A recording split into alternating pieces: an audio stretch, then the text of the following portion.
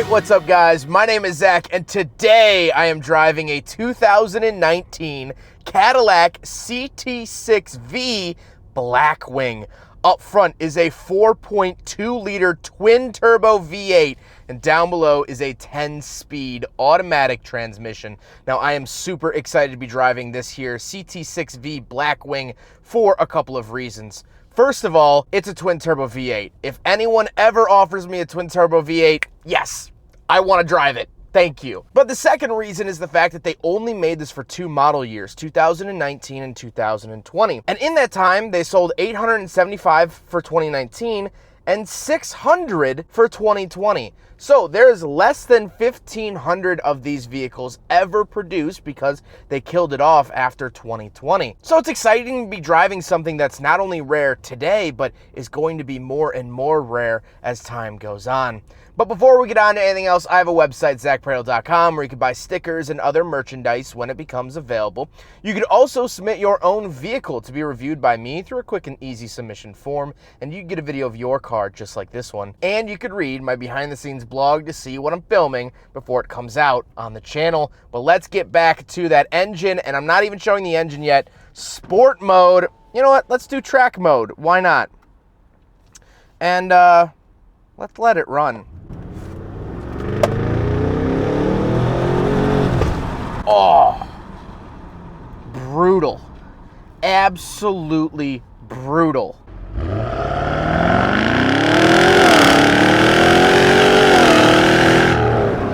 So that engine up front is a 4.2 liter V8 with twin turbos, of course, attached to it. That makes a whopping 550 horsepower and 640 foot-pounds of fire-breathing torque. Now, this engine actually is very special. This is the first Cadillac-only engine since the North Star of the late 90s, early 2000s. This engine was only made for this car, the 4.2 liter. It shares almost no internal parts with any other GM engine. Of course, besides like sensors, little tidbits here and there, but the actual architecture is all brand new just for this car. And like I said, they discontinued this car after 2020, which makes this a very rare engine. It is hand-built in the Corvette factory down in Bowling Green, Kentucky, and they are signed by each of the engine builders, of which there's a couple Cadillac engines that are hand-built now, and there's a really large population of women who are building the engines, which I think is really, really cool to see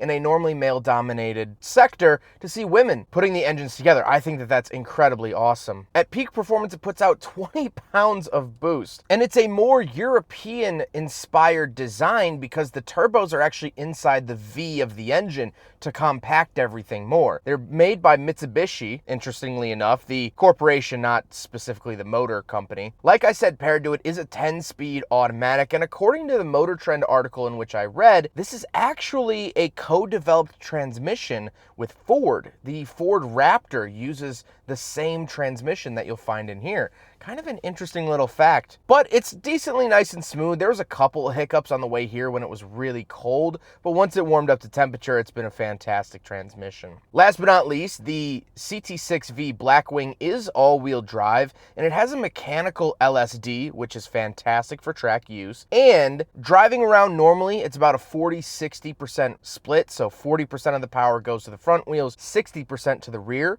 But once you do put it into track mode, it can send up to 90% of the power just to the rear wheels. So for those of you like, oh, I want a rear-wheel drive sedan, well, you're not that far off with this car. So with that stuff out of the way, let's talk about the interior. Well, in front of me, I have a digital gauge cluster. Off to the left is my oil temperature and boost pressure, as well as a little customizable gauge. In the center, I get a tachometer. I absolutely love this, and with the different drive modes, it does switch, which I'll share in a little bit. And off to the right, I have my coolant temperature and fuel, as well as another gauge I can select. Overall, I'll try to show some customization in the screen. I'll go through a couple different drive modes. I like this screen.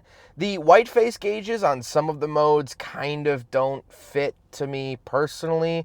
However, I'm not going to be one to complain. I still think that overall I like all the different colors that you get in the CT-6V Blackwing. I think it has a really nice quality feel to it, and at the end of the day, I'm pretty happy with it. Up above the gauge cluster, I do have a heads-up display. I could cycle through a couple different things. Of course, I am leaving it in track mode with the tachometer up there. It really reminds me of the C5 Corvette, which I absolutely loved, and so of course, I love it here as well. On the steering wheel, on the left, I have my voice command, phone options, cruise control, lane keep assist, heated steering wheel, pre-collision warning, all of those bells and whistles. Then off to the right, I have my selector for the gauge cluster screen, volume up and down, and skip track, along with paddle shifters around the back. The overall look and feel of the steering wheel is pretty decent. It does have this nice carbon fiber finish piece, although it doesn't say V anywhere on it, which some of the older V cars did do that, so I would have liked to have seen that in the CT-6V. Off to the left, I do have a climate control vent, as well as my parking brake, gauge dimmer switch, and heads-up display options. And moving on to the door, I have a very customizable seat positions for the power driver seat, as well as my memory seats down below that. And then, of course, lock and unlock, power mirrors, and power windows. Moving into the center, there is a little speaker that does pop up. This is part of the Pan-Array speaker system here in the CT-6V Blackwing, and that is a 34 speaker system. 34 speakers throughout the interior of this CT-6V Blackwing. I can't even find them all. I think actually if you look under your seat right now from wherever you're watching this video, there's another speaker for this car under there. There's even a speaker over here. And over here. That is pretty cool. But then we get a giant touchscreen. We do have Apple CarPlay and Android Auto, as well as plenty of other apps from GM. This is pretty typical GM stuff. What I do like is the cameras. I do get 360 cameras. I can also set up some video stuff for the rear screen. I can do a video recorder. I can do a ton of different things here. I really like this display. It is pretty run-of-the-mill for GM. However, I think it works well. However, one thing I dislike in this area is the glove box button. I don't know why GM has been doing this recently, but instead of having a handle on the glove box, it's an actual button to open it. I think this is rather stupid and unnecessary, but it's here in the CT-6V Blackwing. Then I do have some sliders and home button and mute button down below the screen. It works fine enough. I would prefer a physical knob for the volume, but that's okay. Then I get 2 climate control vents and the actual climate controls themselves, heated and ventilated seats, dual zone climate, automatic climate, all of the bells and whistles that you could want for your heat and cooling. Then we come to the center console. We have even more to talk about. So in the upper left, we have a couple different drive modes we can select. There's Tour, Sport, Track, and then Snow and Ice, which are all fantastic drive modes, really useful, as well as traction control and auto holding brake are found right here. Then we have the shifter. The shifter I've seen in plenty of other Cadillacs. It's no different than an XT6 or XT4 or other vehicles from Cadillac. And then we do have the volume knob, which I love. I love using this more than the slider down below the screen, and a selector for the center screen. If you don't want to use the touch screen, you can select via this little turn dial, and I like that. Then off to the right, we do have cup holders, so we will do a big friggin' bottle test here in the 2019 Cadillac CT-6V Blackwing, and as I expected, it does not pass the big friggin' bottle test, unfortunately. I had a little hope that it would, but alas, it does not. Then we do have a center console, some USBs and things found in there. And then we got to talk about the seats. The seats are very comfortable. They are endlessly adjustable in terms of position. They are heated, they are ventilated, and they are memory. It's pretty much all I can ask for. However, speaking of seats, we do have back seats, so let's go do a back seat review. All right, so we're in the back of the 2019 Cadillac CT-6V Blackwing. First of all, the first thing you notice is really the leg room. Knees are not hitting the seat in front of me. Head isn't hitting the ceiling. I did bump my head getting in because there's this bump, but once you kind of sit down into the seat, you're totally fine. It's a pleasurable luxury experience. The CT-6 is the longest sedan chassis that they were making at the time and still is longer than the other sedans that they're still making. So it's longer than the CT-5 and of course CT-4. I do also have these built-in screens back here, which is really cool. I can look at some other infotainment options in here, which is really nice. I also have my own climate controls back here. I get dual zone for the back seat, which is great. I also get heated seats on the side. I have the rear sunshade that I can open and close up here. It's a little noisy, but that's okay. I think it's just because the rest of the car is so quiet. And then back there as well, or we could open it up and get tons of light, which I love those controls. I also get a big center console. It's big and heavy. These cup holders slide out really, really nicely. I really like how they present that. Boom.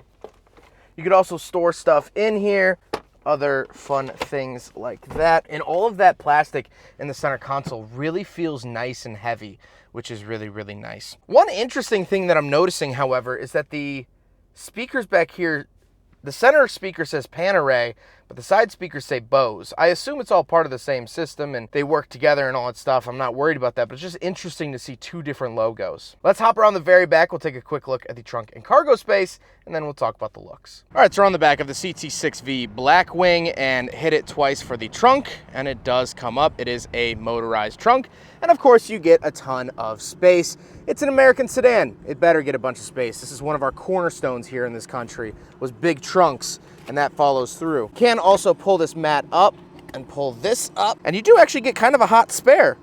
Not mad at that. Not mad at that at all. But overall, that is the trunk, and then you do have a button here, and that will fold it down by power. That is very, very cool. Now we gotta talk about the looks, and I think that this car is really, really understated for what it's packing under the hood. Just take a look at it. It doesn't really look special. I honestly thought that this was just a regular run-of-the-mill CT-6, probably with the 3.6 liter under the hood that makes 200, maybe 300 horsepower, and yet this is actually making double that. I think it's very, very subtle. And that can be looked at two separate ways. First of all, it could be a very, very cool, sublime, under-the-radar car for you. You know, I've recently figured out why conspiracy theorists and flat earthers exist. It's because they feel like they know something that you don't. They like that power over people. They know a big grand secret that the general population doesn't.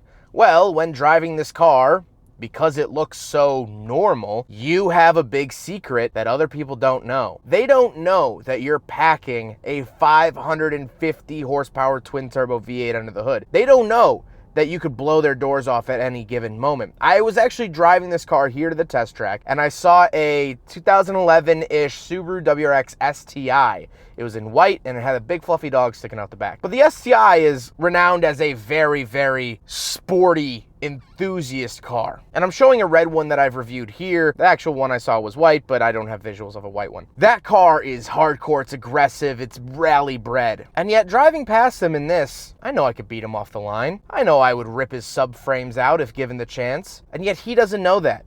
I have a big secret that he doesn't know. And that's all due to the looks. Now, you could also say that Cadillac severely underdid it, and maybe that's why they didn't sell a lot of them. Maybe people didn't know that the Blackwing was so special when it was. I don't know, but here's what the car looks like. You can draw your own conclusions. But it's time for me to draw my own conclusion in my final thoughts segment. What do I think finally driving a CT-6V Blackwing? Well, if you guys are fans of the channel, you'll have seen that I recently drove a CT-4V Blackwing, and that car was amazing. It was great. How do I feel about this one? I feel similarly, but I'm not actually over the moon about this car, like I thought I would be. You see, this on paper is the perfect sedan. So much power up front, smooth 10-speed automatic, plenty of rear legroom, good technology with the heated seats and steering wheel, the Apple CarPlay, the onboard recorder, 360 camera, the 34-speaker Panerai system. On paper, this all makes sense. But driving this car, I don't really get a spark. There doesn't seem to be a sense of occasion when driving it. Yes, it's fast, it's powerful, it's luxurious, but it's almost too good at everything that it does. You know, I like hanging out with people that they got a little edge, you know? Have you ever met someone where they're like, oh, I went to the zoo the other day and I saw the lions and they were really big. And nothing. I don't like hanging out with those people. Yeah, they might have their life together, but there's no bark, there's no bite. And I feel that way about this car.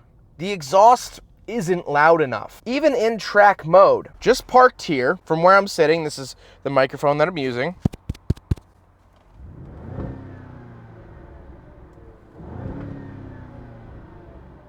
I definitely hear it, but it's not kicking me in the tush like I would want it to do. I don't get to hear how special that engine is. I get to feel it.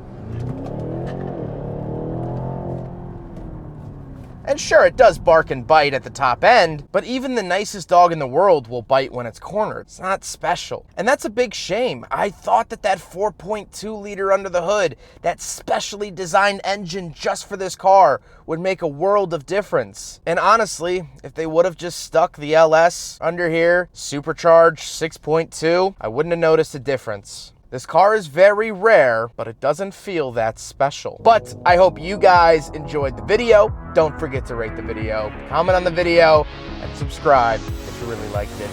Take care, guys.